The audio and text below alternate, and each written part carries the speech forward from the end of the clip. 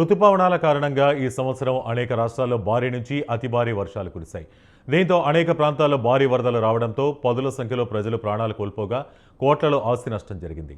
అలాగే ప్రధాన రహదారులు సైతం వరదల కారణంగా కొట్టుకునిపోయాయి.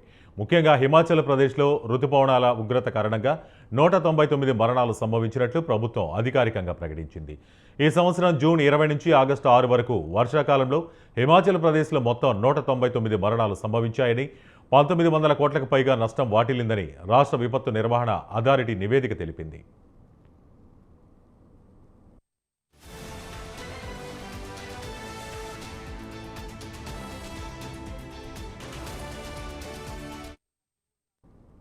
కొండ చర్యలు విరిగిపడటం, ఆకస్మిక వరదలు, మేఘావృతాలు, విద్యుత్ షాకుల వంటి వర్ష సంబంధిత విపత్తుల కారణంగా 108 మంది మరణించారని ఎస్డీఎంఏ తెలిపింది.